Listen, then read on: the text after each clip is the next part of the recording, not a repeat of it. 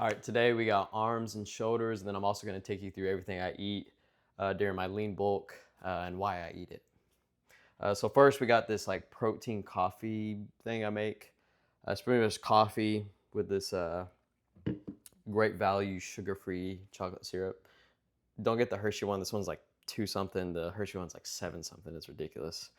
Um, I put that in there while it's hot. Then I cool it down, put some ice in it, and then I'll put this ultra filtered. It's like Fairlife, but it's the HEB brand, Mootopia. It's 140 calories, 13 grams of protein. So in total, this whole thing, it's like 180 calories, like 17 grams of protein. Then I'll have some dark chocolate, 85%. I like it, so um, if you don't like it, you don't have to eat some dark chocolate. Then I'll take my supplements. I got fish oil. Don't Let me see. Let me make sure I know how to say this. L-theanine. Maybe I should be taking something I don't know how to say. And then I take a vitamin D3 plus K2. And this is my first like meal of the day. And then next I'll get into breakfast. And there we are, finished project. But I guess I forgot to say why I take these things. Fish oil, omega-3s, good for your heart, joints and all that. Still don't know how to say L-theanine. Can help with stress and anxiety. It's also good with same with the caffeine. It can kind of work well with caffeine. Vitamin D3 plus K2. Make sure the calcium is getting into our bones, so we have strong bones, and it's not staying in our arteries. Dark chocolate can help with blood flow. It also tastes good. It's got other benefits too. I'm not gonna list them all. And then the coffee drink gives me a nice little boost of energy from the caffeine. Also tastes really good, and which is most of the things I do. If it has health benefits and it tastes good, then I'm gonna probably eat it or drink it every single day. So, all right, we got meal number one, which is also my pre-workout. Okay, it looks terrible right now, but I gotta put more protein. I ran out of my other tub, and the worst thing is when you open it and you don't see the scoop. But here's a little trick for y'all: save the scoop from the last one, and then either use it or try to dig out the other one. But yeah, you can do that. So I've got some oatmeal, some 1% milk. Also, if you get some 1% milk from HEB, you can get it where it's fortified with vitamin A, D, and E. So that's why I get that one. It's also lower in fat. So for my pre-workout, I'm not trying to get too many fats in. Um, but yeah, it's a pretty good hit on vitamin E, which is actually pretty tough to get in your diet unless you want to eat some like sunflower seeds. I got the banana. Those are some more like fast digesting carbs. I got some whole wheat bread with some no added sugar jam. Whole wheat's gonna obviously be better than you for white bread. Why, you may ask? Well, that's a good question. Pretty much, white bread's doing nothing for you. There's no nutritional value. With whole wheat bread, it's gonna keep some of those minerals. It's got more fiber in it too, which is something people are probably low on. So pretty much with everything I'm eating, I'm trying to get high nutritional foods that also taste good. So for instance, say instead of eating this, I had cream of rice and some protein powder. Not that that's necessarily a bad meal, but you know, when you're talking about your vitamins and minerals, which are very important, right? Most people just look at protein, carbs, and that's all they worry about. But if you really start looking at your vitamins and minerals, those things don't provide a lot. So what I try to do, get a healthy balance of it. So that's what I suggest for y'all. When you're making your meals, find something you enjoy, something that's nutritional value to it. You know, you'll see you actually probably feel better than just worrying about carbs and protein. But if you're just starting out, that's a good start. Just worry about your macros and calories. I'm not saying you need to track every single thing you put into your body, but just kind of be aware of the things you're getting in your diet. So I'm gonna eat this. I'll let this digest for like hour and a half. If you're worried about when to eat your pre-workout meal, it kind of depends on how much you eat. If you're eating like a huge meal with a whole bunch of carbs, then you want to wait a bit longer. If you're just eating something real quick, like those people that eat like a Rice Krispie treat right before they work out, yeah, you can do like 30 minutes before. For me, hour and a half is usually pretty good for this to digest. Obviously, I'll change it if I don't have as much time to wait. I'll eat something that's a bit quicker digesting, less of it, so I can get to the gym pretty fast. But I'll do this. I'll probably walk around, help digestion, and then probably do some mobility and stretching. I gotta start getting better at that. But I'll do it for my legs. So I do it the day after I work out that body part. So yesterday was legs. This morning I'll do some mobility, some stretching, just kind of get them loose because they're pretty sore after yesterday. So I'm gonna go eat this, and I'll show you my pre-workout drink and what I put in that. So stay tuned. All right, I guess I'll show you my stretching and mobility real quick. The first thing I do, I'm not gonna go through all of these, like the entire thing. I'm just gonna show you what I do. But I do this 90-90 stretch. So put your legs 90 degrees, and then you're just gonna rotate from side to side, like 10 reps each side is what I do. And so just come here, rotate them. Ooh, if you got tight hips like me, it really is not easy. And you just kind of go back and forth like this. And then next I'll do a hip flexor stretch. You can do a bench like this or a couch or anything you put your leg up on. I would get something to put your knee on, but I don't have anything right here real quick, so I'll just show you. But you put one foot up here, and that's the side you're gonna be stretching your hip flexor. You wanna stay upright, right? Because our hip flexors, well, they flex the hip. So if we wanna go opposite, we wanna extend our hip forward. You can engage your glutes, and that'll help relax it because they do opposite things. They're antagonists and agonist muscles. So if you engage your hips, that's going to cause your hip flexors to relax, and you get a deeper stretch. So you do both sides on that. You can do like a minute each side. And then next, you can do a deep squat. That's what I do. So you can sit there, hold it, maybe like push your knees out a little bit, stretch out the hips. You can rock to both sides. This can help with your ankle mobility, stretch that out a bit. Then next, I do a frog stretch, which I'm not going to show you because it looks weird.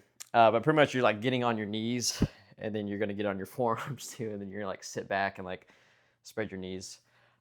It'll really stretch out your hips like almost painfully. But with everything with stretching mobility, you don't want to like be like shaking because it hurts so bad. You want to be like at a 6 out of 10, we'll say, on that. So you still want to like put some effort into stretching them, but you don't need to like kill yourself and hurt yourself. So that's what I do. It's really simple. It takes like 5 minutes because I'm not going to do some crazy stretching routine that I'm not going to stick with.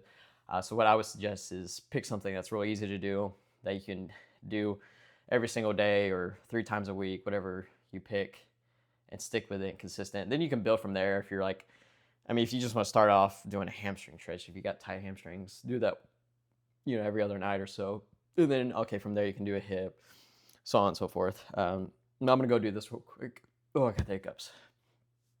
I ate that breakfast in like 2 minutes.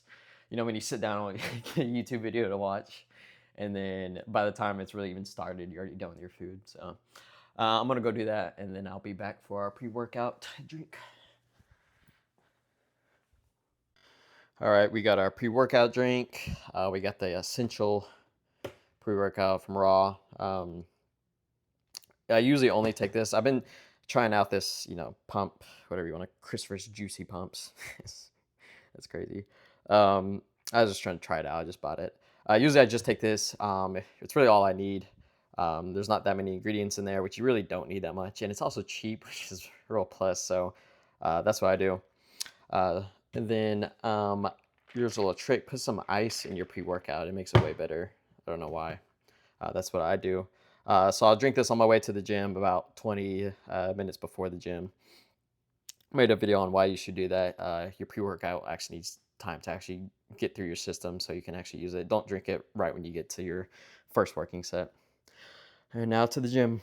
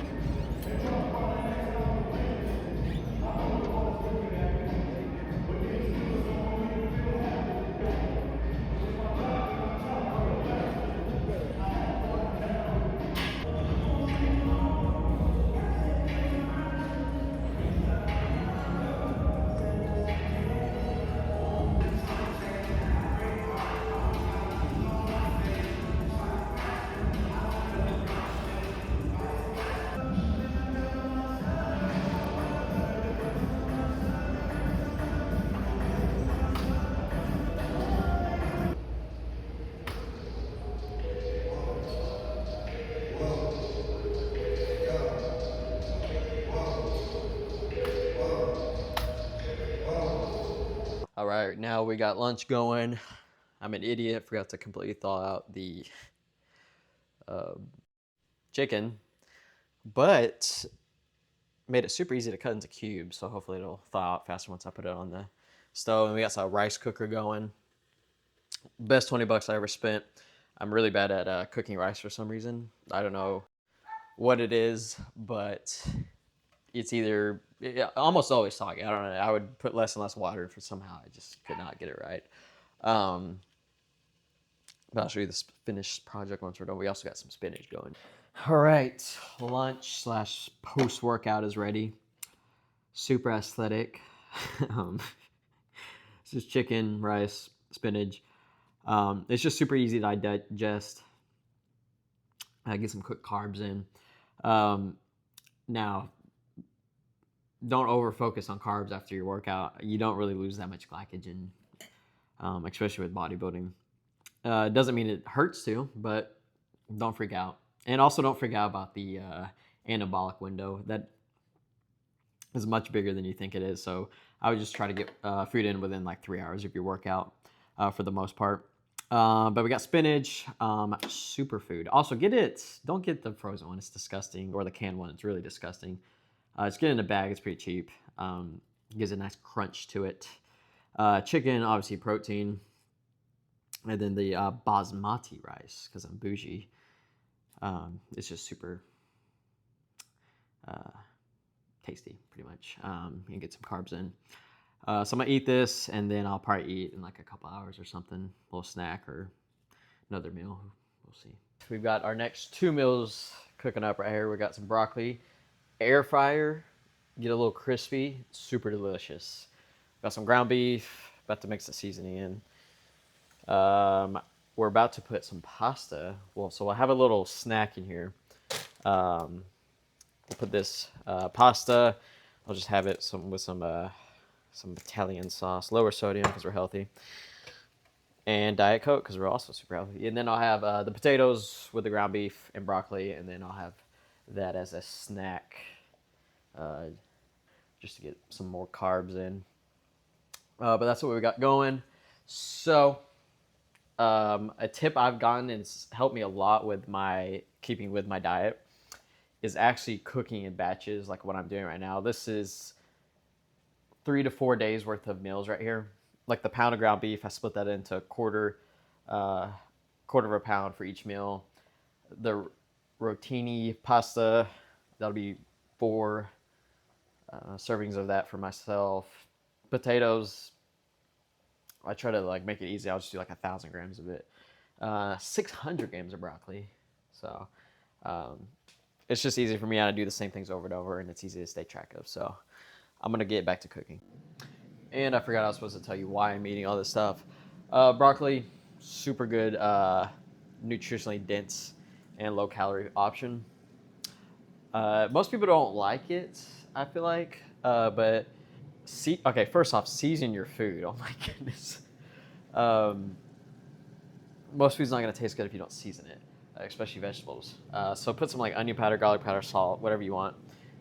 Cook it a good way, like the air fryer makes it taste better for some reason. Ground beef, also packed with a lot of, vitamins, minerals, especially like zinc, for instance. People are low on these things, and then their testosterone's low, and they just resort to taking testosterone instead of just fixing their diet and sleep and all that. Sorry, the pasta is about to boil over. Pasta just tastes good. There's not really much nutritional value with that. Potatoes, once again, pretty nutritionally dense. It's actually a very good source of potassium. Maybe people don't know that. Everyone thinks of bananas, but they actually are a good source for that. And sweet potatoes, which I'll have later, is also a good source of vitamin A. So you get like almost all your vitamin A just from like one sweet potato. So, and then the sauce just to make the pasta taste good. The pasta meal, every meal does not have to be like super nutritionally dense. Sometimes it's just nice to get something cheap that tastes good and easy to get down, so you can hit your calories and carbs and all that. And then next, I'm gonna eat that, and I'll eat the meal, and then I'll have like I don't even know what I'm gonna eat after that. I have it all tracked down, but we'll see when we get there. All right, actually, I'm back earlier than expected because I don't feel like filming later. Everyone's home, so I'm just gonna show you what I'm gonna eat for the rest of the day. So, all right, so we're gonna have some of this low-fat yogurt, normal yogurt. I know that's crazy. No Greek yogurt, but I hit my protein pretty easily throughout the day from other sources, so I don't need more. And there's health benefits outside of high protein things, like calcium, for instance. Good for your gut health. And then I'll put some blueberries in there, antioxidants, tastes good. Then I will have a turkey sandwich, and I'll also use, my whole wheat bread that I used earlier. That's probably not super healthy. Who knows if it's even turkey? It's probably extremely processed, but good way to get some extra protein. Then I'll have some sunflower seeds, good source of fat. Vitamin E also, which I talked about earlier, which is kind of tough to get. Sweet potato, vitamin A. Also tastes pretty good. You just stick it in a microwave is usually what I do. And I'll eat it like pretty much like an apple. It's kind of weird, but. And then before I go to bed, I'll have magnesium glycinate, L-theanine, or however you say it, and some ashwagandha. It just kind of helps me like calm down at night. I'm very anxious, stressed at night. Like I sit there and think about stuff all the time because it's like when everything's quiet. That sounds crazy. But that's pretty much my diet. And then with the turkey sandwich, I'll put like some spinach and like tomatoes on it.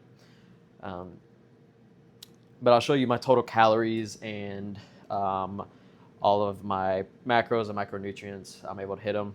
This is what I use to stay relatively lean during my bulk, and I feel great. I've been sleeping better than ever. Training's been better than ever. So if you take anything from this, eat whole foods, get some healthy options. It'll improve your life crazy amount. So I hope you enjoyed the video.